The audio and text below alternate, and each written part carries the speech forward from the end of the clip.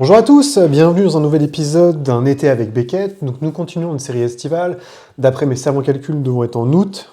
Ici, je suis encore en juin, donc j'ai voyagé dans le temps à l'aide de ma discipline temporis. Et on va reprendre, donc on s'était arrêté avec les Prométhéens et Carthage. Alors, Beckett est invité par une dame qui s'appelle Catherine Weiss, qui est qui n'est pas une toréador, mais qui tient pourtant des galeries d'art à New York notamment et à travers le monde, pour discuter, parce qu'elle aimerait bien beaucoup discuter. Donc elle a été plus ou moins affiliée avec le sabbat, et elle voudrait discuter avec Beckett pour lui parler un petit peu, bah, enfin pour lui parler justement du rêve des Prométhéens, qui est une faction, une idéologie qu'elle représente. Elle lui conseille donc, elle lui propose de le revenir voir à Malte, où elle va faire une exposition, ce sur quoi, évidemment, le Aisling Sturbridge. Donc Aisling Sturbridge, c'est le personnage représentatif des Trémères, hein, c'est la régente de la fonderie, enfin de la fondation des Five Boroughs, donc des 5 mini-villes à New York. Alors je sais plus, c'est pas assez district, je sais plus, j'ai plus le terme. Et elle dit, fais attention quand même. Ça, c'est un truc assez cool, c'est que dans chacun des emails qu'elle envoie Beckett, à chaque fois, il y a une petite citation, notamment la liberté, c'est ce qu'on fait, c'est ce qu'on fait de ce qu'on a fait de nous, de Jean-Paul Sartre. Et donc, il part discuter avec Catherine Weiss, qui est un torrent d'informations pour une bonne raison, c'est que Catherine Weiss n'est pas Catherine Weiss. Catherine Weiss est en fait une très très très vieille Bruja, d'aucun nombré anti-tribu, pour une raison, c'est qu'elle ne pouvait pas blairer les ventrus, et qui était obsédée, donc sa transformation en vampire est assez ambiguë. Son étreinte, certains disent que c'est essentiellement, officiellement, elle a été étreinte au tout début du Moyen-Âge. Officieusement, d'après elle, elle serait quasiment de l'époque des Prométhéens, donc elle aurait connu Carthage. Ce qui est un gros bobard à mon avis, mais ça ne regarde que moi. Catherine Weiss, c'est intéressant à plusieurs impacts, c'est que, donc comme je disais, elle représente, donc son vrai nom c'est Ekaterina la Sage, elle a œuvré, elle vient d'Europe de l'Est et a été pendant très longtemps l'un des grands anciens de Prague durant le Moyen-Âge. Elle a formulé au sein de la bibliothèque de Prague durant le bas et le haut Moyen-Âge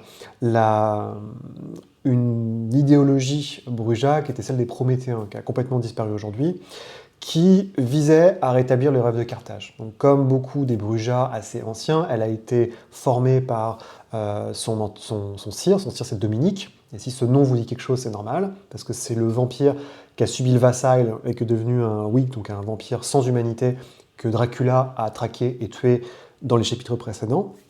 Donc Dominique et Caterina Dominique a partagé le songe de Carthage avec son enfant Ekaterina en lui disant que c'était un endroit parfait, où tout allait bien, où les vampires cohabitaient avec les humains. C'est ce qui se rapprochait le plus d'une utopie semblable à la première cité, même si la première cité c'était pas ouf non plus.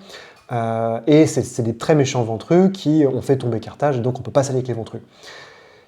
Et c'est à cause de ça que Ekaterina la Sage quand l'Inquisition va arriver, elle va refuser de rejoindre la Camarilla et elle va se joindre aux anarques puis aux sabbats. Et donc ça va être l'une des premières, voire peut-être la première, alors ça je peux pas affirmer avec véracité, mais quasiment c'est l'une des plus puissantes Brujas anti-tribus qui existent au sein du sabbat. Sauf que Ekaterina représente quand même un courant qui est assez modéré au sein du sabbat, et généralement les modérés sont écrasés par les extrémistes ou les ambitieux.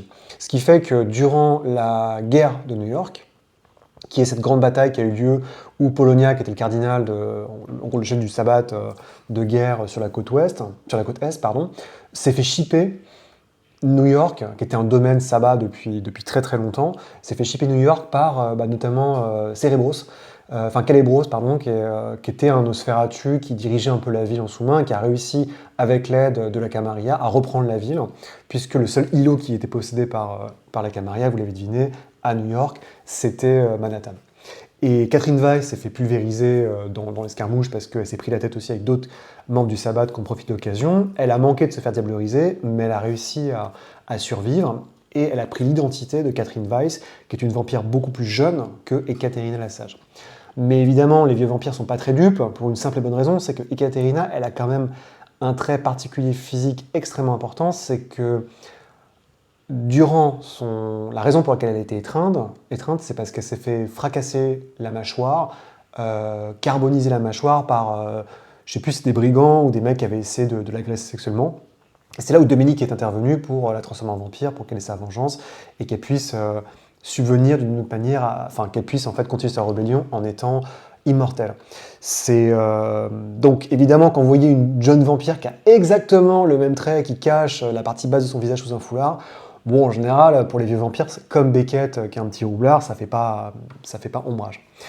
Donc Beckett vient discuter avec elle pour comprendre un peu ce qui se passe. Elle le brief sur ce qui s'est passé au niveau du siège de New York, sachant que dans le siège de New York, il se passe un truc un peu étrange, c'est qu'il y a quelque chose sous New York, une sorte de cathédrale de Cher. Donc la cathédrale de Cher, c'est un vieux lieu saint du clan de Simisé qui existait en Roumanie, donc sous l'égide notamment de l'ancien Patrello Cupala.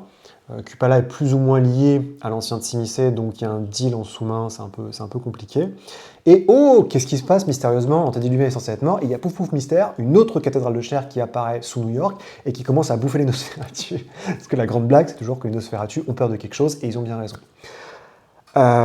Suite au siège de New York, tout ça, parce que Ekaterina et son enfant ont une dent aussi contre les Simisé, puisque son enfant, c'est un croisé, qui durant, c'est un Français, alors malgré le fait qu'il s'appelle Christophe F et pas P-H-E, parce que, pour une raison qui est très drôle que je vais vous dire tout de suite, Christophe est un croisé qu'elle a étreint à Prague et qui l'a suivi et qui a mené notamment des luttes anarches, qui s'est battu contre des anciens de Simisé avant de, on ne sait pas trop, disparaître ou périr durant contre la cathédrale de Cher. Mais ça c'est assez ambigu pour une bonne raison. C'est que, donc, vous voyez, hein, ce journal de Beckett, c'est un mix. C'est vraiment un mélange de tout le métaplot qui pouvait exister en V1, en V2, mais surtout en V3, donc en Revised. Un peu, donc, la V20 qui cherche à retapisser tout ça, et un teasing sur qu'est-ce que va amener la V5. Donc la V5 va amener une décentralisation plus élevée, la fin des clans standardisés, des Assamites qui vont rejoindre la Camarilla, j'en passe et des meilleurs. Donc il y a toujours une ambiguïté par rapport aux informations qui vous sont données à cause de la multiplicité des sources.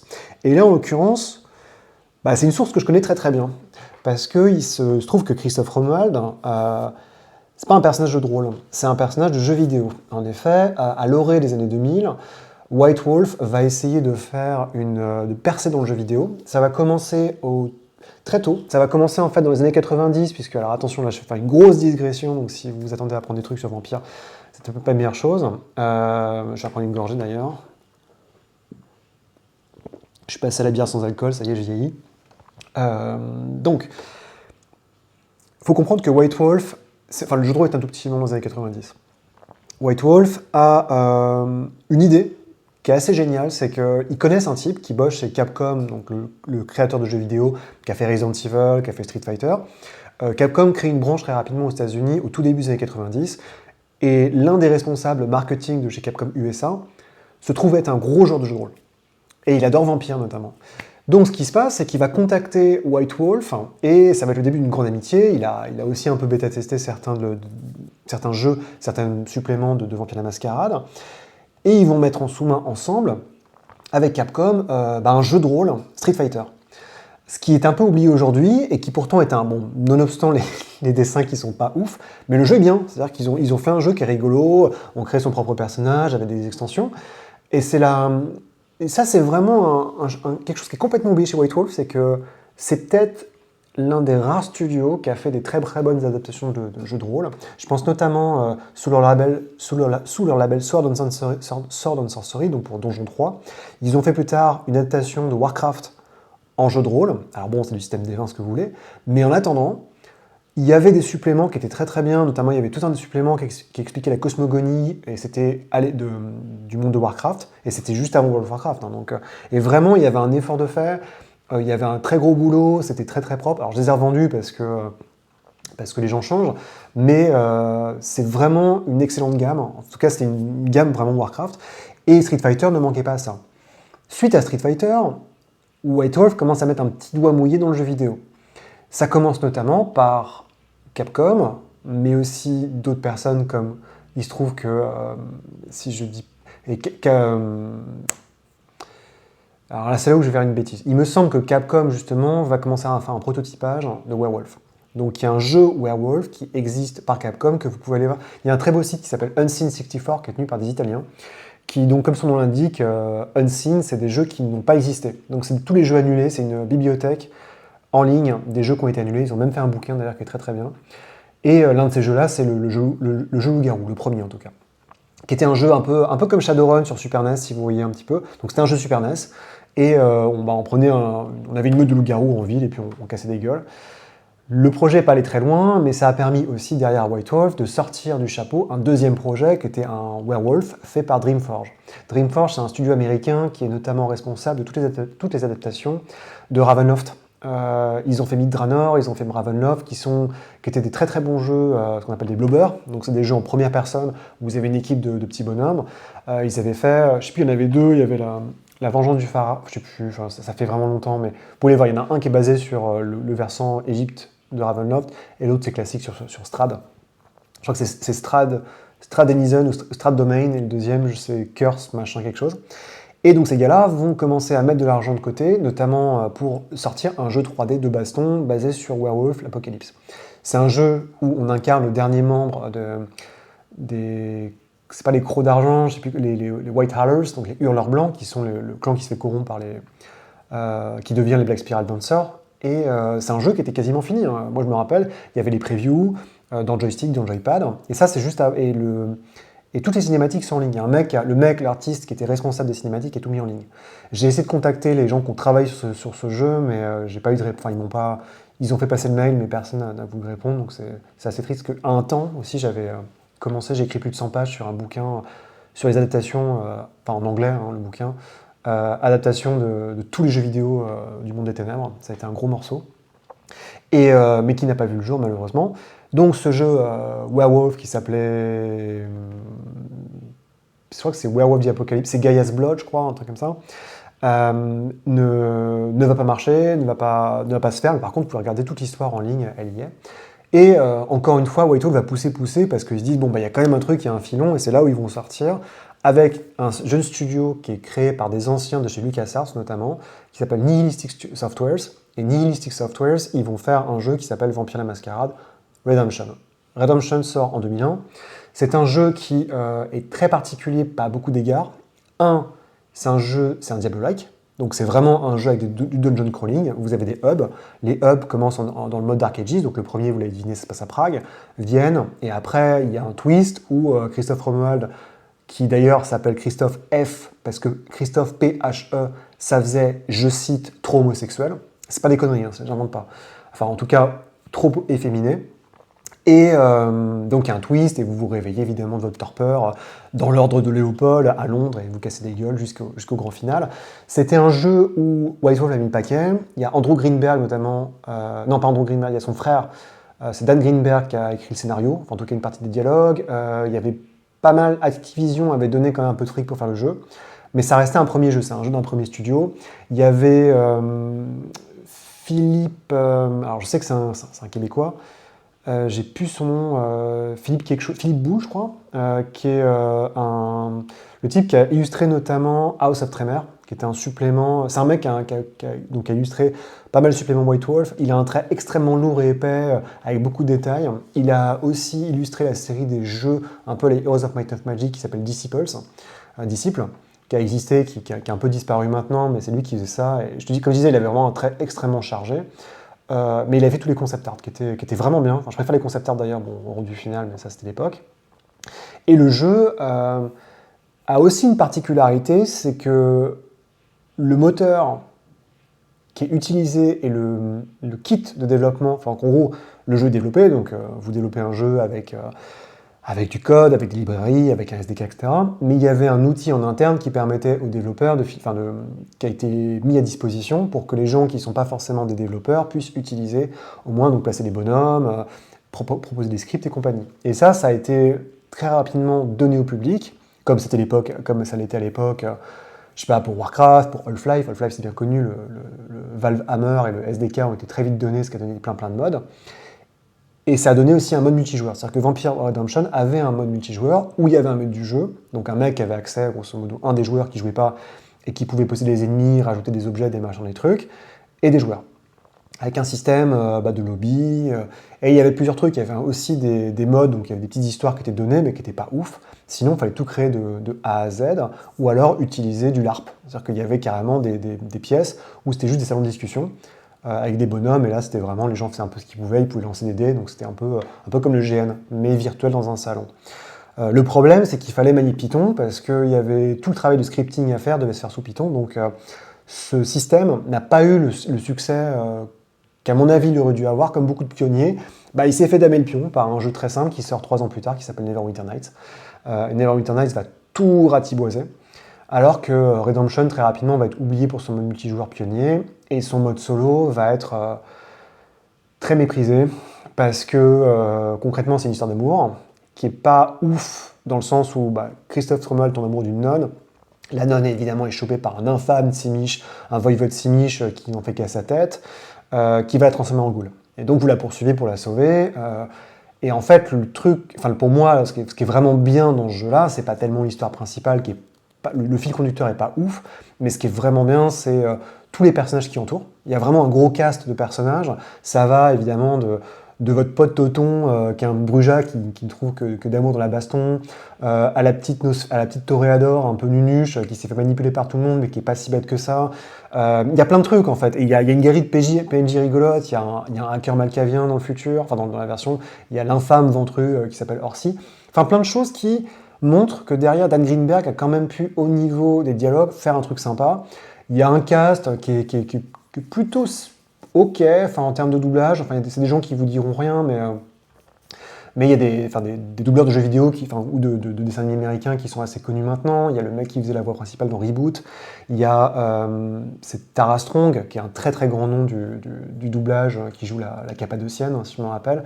Mary McGuillen, qui est la chanteuse de Silent Hill notamment. Il y a plein de trucs comme ça qui rendent un jeu en fait plutôt pas dégueulasse, voire très bien. Et surtout, la grande force de ce jeu pour moi, c'est qu'il arrive quasiment à passer, c'est une très très belle introduction au jeu parce que vous passez sur quasiment tous les aspects du monde des ténèbres avec les Trémères qui arrivent, qui prennent le pouvoir, avec les gargouilles, avec le sabbat. Il y a quasiment un twist parce que dans ce jeu, les sabbats sont les gentils. Ils sont plus d'humanité, mais il y a un truc où, grosso modo, puisque Christophe se réveille dans le temps moderne, et il voit que le sabbat, en gros, que tous ses potes, que sa cire est passée au sabbat, que son meilleur pote est passé sabbat, et finalement, il se dit, en fait, la Camarilla, c'est que des salauds. C'est assez marrant, il y a des petites subtilités comme ça qui sont pas déconnantes. Et non, c'est vraiment un jeu pour lequel j'ai beaucoup, beaucoup d'amour. La musique est démentielle aussi, si vous avez, c'est fait par un grand compositeur qui a fait notamment Invader Zim, qui était un dessin animé, que je ne peux que vous conseiller pour faire vos ambiances de Dark Ages et de moderne. C'est vraiment une super BO. Mais évidemment, c'est un jeu qui va être complètement éclipsé pour 2 raisons.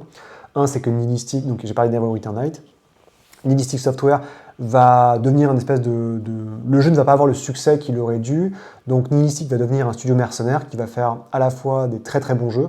Je pense à l'excellent Killzone qu'ils avaient fait sur... ils ont fait un Killzone portable sur Vita, je crois.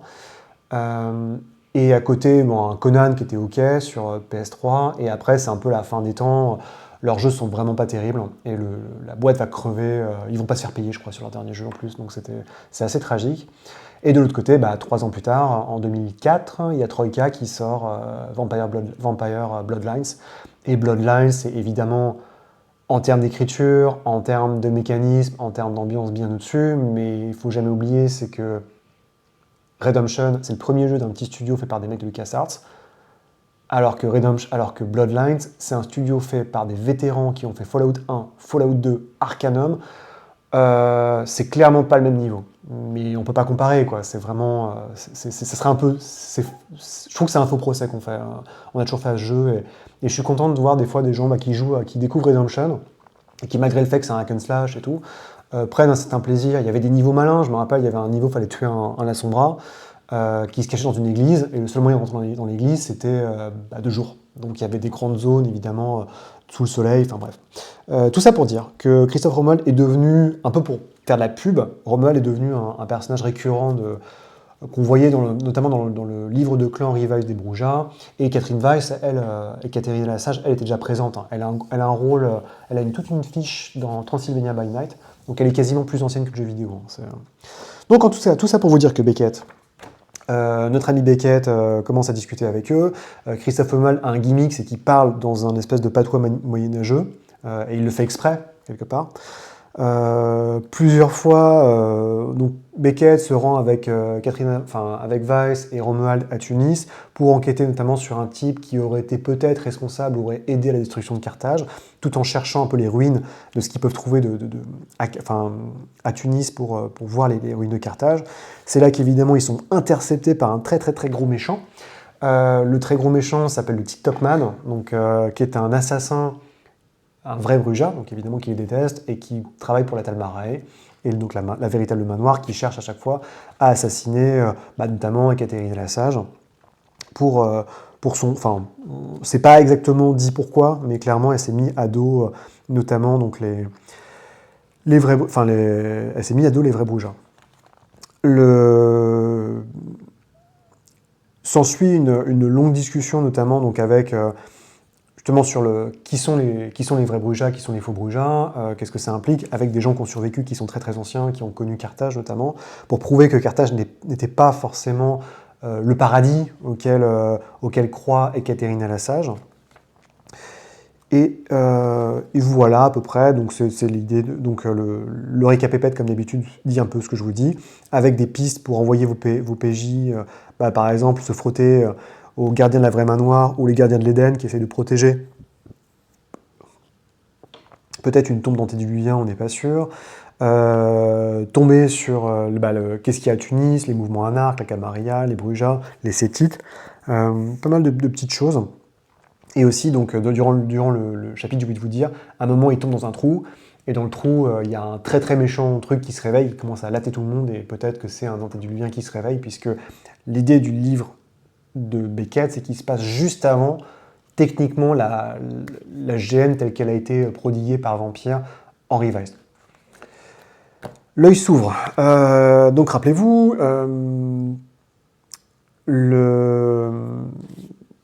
il y a l'artefact de l'œil d'Azimel qui est possédé, on ne sait pas trop par qui, et qui finit par s'ouvrir, ce qui amène Beckett à partir en Asie, notamment à Macao, pour rencontrer Véronique d'Orléans, qui est la prince Camarilla, et finalement, avec l'œil se réveille et reprend possession, si je ne dis pas de bêtises, de son maître, qui se révèle être un Ravnos, et tout le chapitre est une grande discussion sur les alliances qui peuvent exister entre les Ravnos, qui sont très différentes en Inde, où les Ravnos ont évidemment un statut extrêmement différent en Inde qu'ils ne l'ont en Europe, où ils sont vus comme des parias et grosso modo des gitans.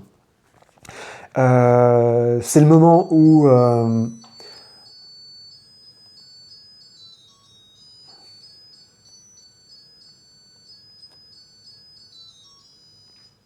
il va croiser plusieurs vampires occidentaux, on va dire, avant de tomber nez à nez avec deux très anciens Ravnos qui se détestaient et qui vont enterrer la hache de guerre parce que d'autres anciens extrêmement puissants se réveillent. Et notamment, alors c'est toute l'ambiguïté du chapitre, c'est ça, c'est que le cœur du métaplot de la Revised, c'est ce qu'on appelle la semaine des cauchemars dont j'ai parlé, qui s'est orchestré notamment avec la mort de Baba Yaga, mais aussi avec le réveil de l'antédiluvien Ravnos. L'antédiluvien Ravnos se réveille en Inde, il a très très faim. Là, tous les voyants sont au rouge pour toutes les entités surnaturelles qui existent dans le monde des ténèbres.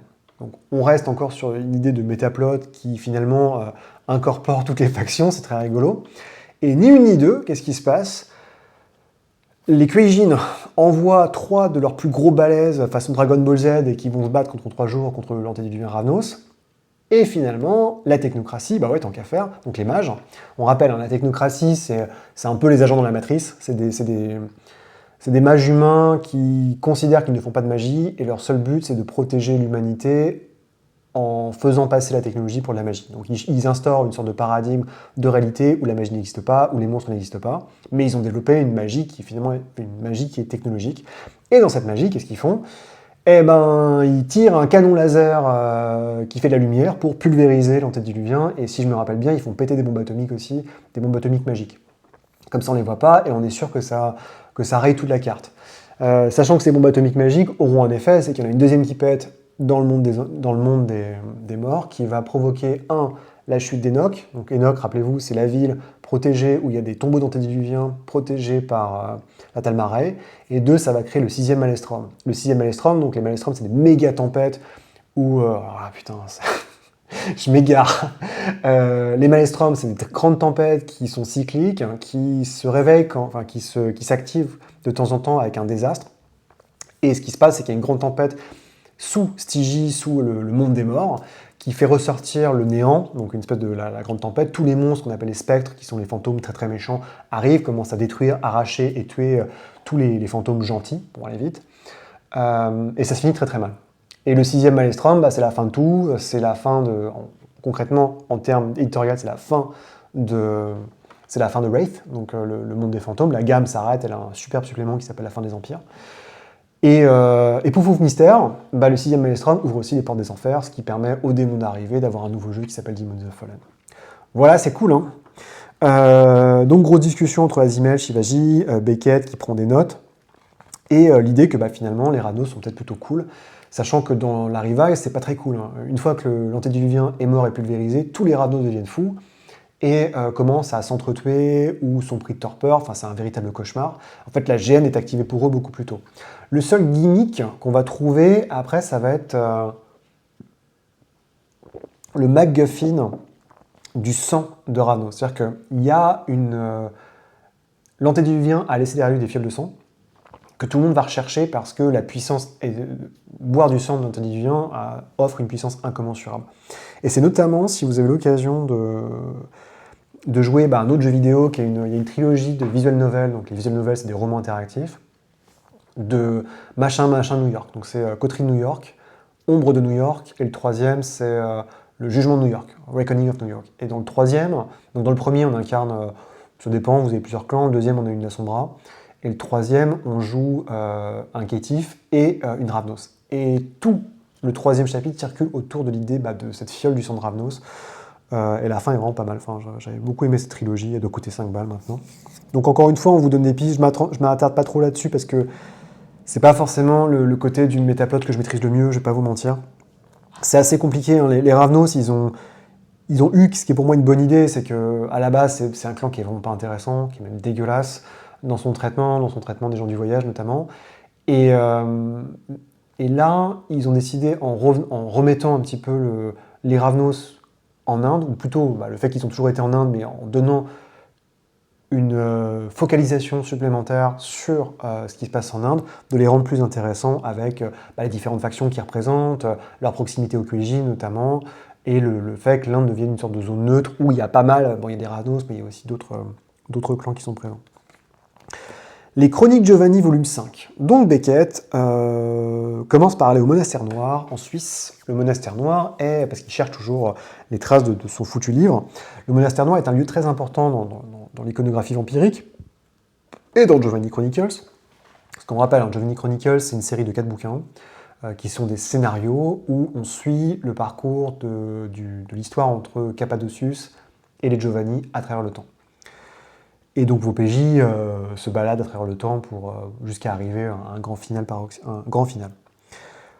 Dans le deuxième épisode, juste après l'Inquisition, les PJ arrivent dans le Monastère Noir, où il y a, comme dans Love Story, il y a, je sais plus, une douzaine, il y a tous les clans du Sabbat qui sont représentés, et les gens du Sabbat sont des philosophes qui cherchent à élaborer, en une de nuit, entourés par des garous qui sont dans la forêt, les voies d'illumination. Parce qu'ils voient que leur humanité est en train de baisser et ils ont besoin de créer des voies d'illumination pour s'en sortir et pouvoir continuer la lutte et ainsi forger vraiment le sabbat sur le point de vue spirituel. Bon, personnellement, ça m'agace parce que je vois pas comment on peut créer une pouf mystère, une voie d'illumination en 2 jours, mais bon, passons. Bref, mais c'est un lieu qui est très important pour le sabbat et il y a beaucoup de fantômes, il y a beaucoup d'artefacts et de parchemins que Beckett réussit à trouver. Qui notamment donne des pistes sur qui est venu ici, et le fait que les Giovanni, notamment Ambrogino, est venu au monastère noir plusieurs fois. Et tout ça laisse à penser que les Giovanni ont un très très grand plan qui inclurait le sang, ce qu'ils appellent le True Vessel, donc c'est l'équivalent du Graal vampirique, qui serait le sang de Cappadocius, ou en tout cas une représentation d'une coupe de sang qui pourrait être un moyen d'accéder à la divinité. Et ça, c'est un totem vers lequel courent quasiment tous les nécromanciens, donc les vampires nécromanciens. Dans nécromanciens, on va inclure beaucoup de gens, mais les Giovanni sont en bonne tête pour essayer de le récupérer. Donc, protégé plus ou moins par ses alliés, Beckett va quand même s'avancer pour aller à la rencontre de Giovanni. Il va notamment être protégé par... Anatole va arriver donc pour lui filer un coup de main. Avant de... Si je dis pas de bêtises, alors je suis désolé, hein, ça, il y a des petites choses, c'est un peu compliqué. Donc Anatole arrive grosso modo à lui raconter un peu ce que je vous avais dit sur le Capucin la dernière fois, à savoir que le Cappadocius avait 2 enfants, un fidèle, un infidèle, et que peut-être que l'infidèle est encore vivant et qu'il va ourdir une vengeance contre le clan de Giovanni, sachant que Cappadocius et surtout les Giovanni poursuivent une sorte d'agenda mystique qui s'appellerait la nuit sans fin, et personne ne sait vraiment ce que c'est. C'est là que, évidemment, le Capucin contacte directement, donc on rappelle, hein, c'est un vampire mystère, personne ne sait qui il est, qui est habillé comme un moine. Le Capucin contacte Beckett en disant tiens, Ambrogino Giovanni veut bien discuter avec toi, donc n'hésitez pas à le rencontrer. Évidemment, c'est un coup fourré, puisque les Giovanni sont quand même des sacrées ordures. Et Ambrogino, lui, explique un petit peu... En fait, Ambrogino a voulu un peu tourner Kazakh et veut trahir sa famille et explique à Beckett que finalement, les Giovanni qui sont censés être neutres, donc on rappelle, les Giovanni, ils ont signé un deal avec la Camarilla et plus ou moins le Sabbat en disant on reste neutre. Tout ce qui nous intéresse, c'est le pouvoir financier et la nécromancie. Pour tout le reste, vous faites ce que vous voulez, on est hors du djihad. Sauf que c'est pas exact. Ambrogino a quand même essayé était un peu les yeux et les oreilles des Giovanni lorsque le traité des épines, le traité de la Convention de Sorns a été signé, que la Camarilla est devenue très puissante. Et ils se sont aperçus que finalement, ils ont laissé, la Camarilla a laissé crever parce que ça allait déranger aussi les Cappadociens, avec un peu de pression des Giovanni, à l'exception des Malkaviens, mais bon, ça c'est les Malkaviens, personne ne les écoute. Mais finalement, les Cappadociens ont réussi à survivre d'une autre manière, qui sont les émissaires du crâne.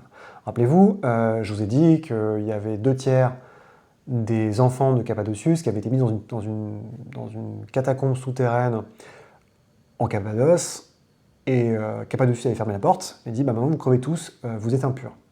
La majorité sont morts, ou ont tombé en torpeur. Mais il y en a certains qui, étant des puissants nécromanciens, ont passé le gouffre et sont passés dans le monde des esprits. Évidemment, passer dans le monde des esprits, c'est compliqué, notamment pour récupérer du sang, pour survivre, pour ne pas se faire trucider par les spectres et assimiler, mais ils ont réussi à ressortir. Ou peut-être que quelqu'un les a fait ressortir, parce que leur pseudonyme, c'est quand même les Lazaréens. Et ça peut impliquer que Lazarus, alias potentiellement Japhet, alias potentiellement le Capucin, ait décidé de leur ouvrir la porte juste durant la Revise, donc la 3e édition, pour qu'ils viennent filer un coup de main durant la GN et qu'ils puissent pulvériser les Giovanni. Le problème des émissaires du crâne, c'est qu'ils ont un crâne à la place de la tête. Donc ils sont pas très beaux, c'est comme une Nosferatu. Et ils ont la dent dure.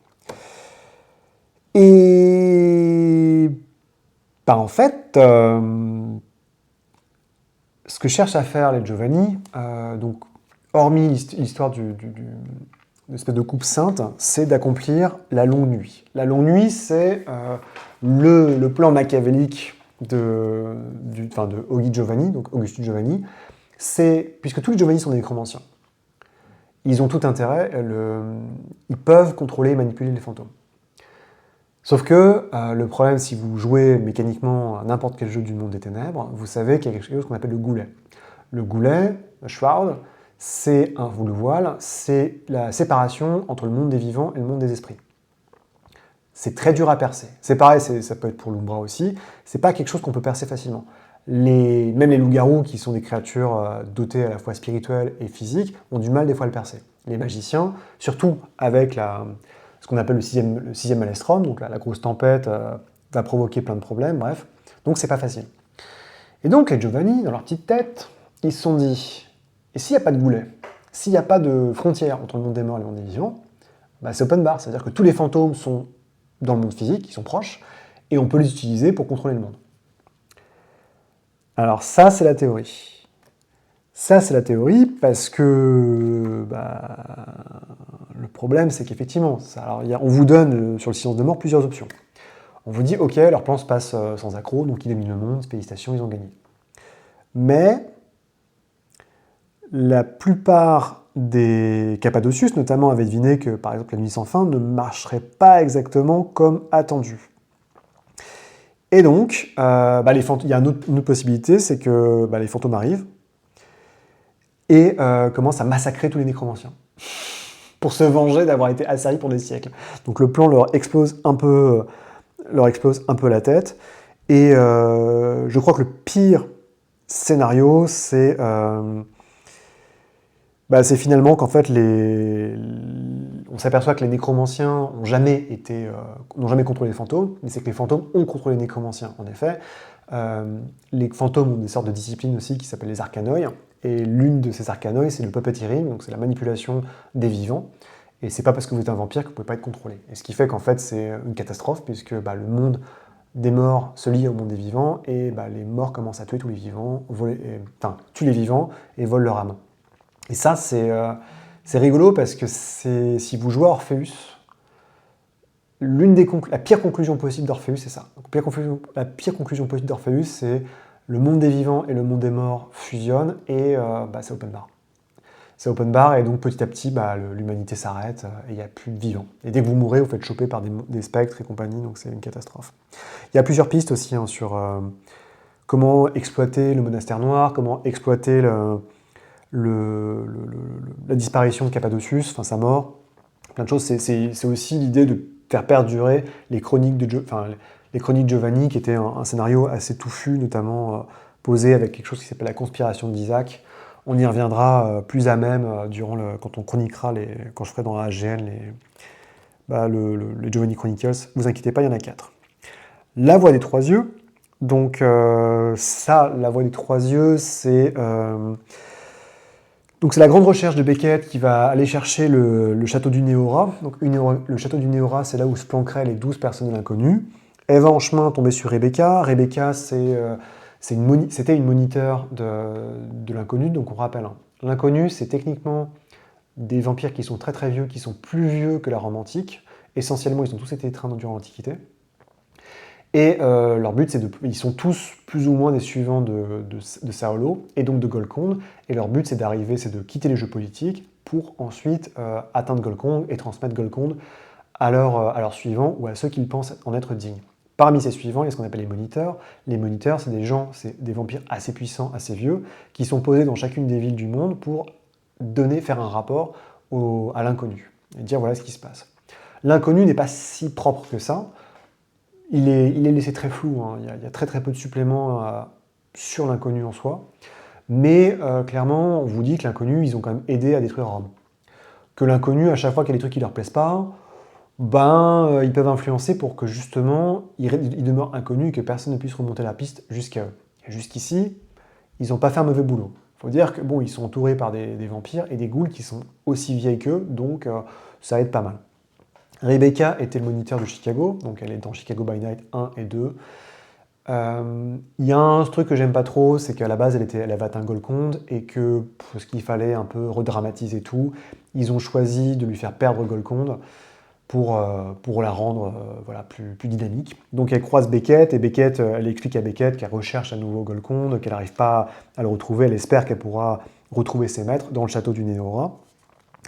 Ils vont tous en fait en direction de Roumanie, ils retournent tous en Roumanie pour essayer de trouver ça, sauf que sur le chemin, ils se retrouvent aussi à coquiner avec quelqu'un qui s'appelle... Donc il y a toute une réflexion sur qu'est-ce que Golconde, comment ça marche, est-ce qu'on peut vraiment rester à Golconde. Et finalement, donc, dans le château, c'est là où le... Beckett va se trouver face au maître des corbeaux, qui est un PNJ un peu bizarre, qui essaie de détruire l'inconnu, simplement, qui prophétise une voix de Golconde qui est fausse, dont le but c'est vraiment de créer une sorte de tohu-bohu. On ne sait pas vraiment qui il est, est-ce que c'est un Malkavien, est-ce que c'est un vampire très puissant. C'est un personnage qui a été un peu inventé pour relancer la sauce et créer, je pense, une opposition loyale à l'inconnu qui était jusqu'ici un peu invisible.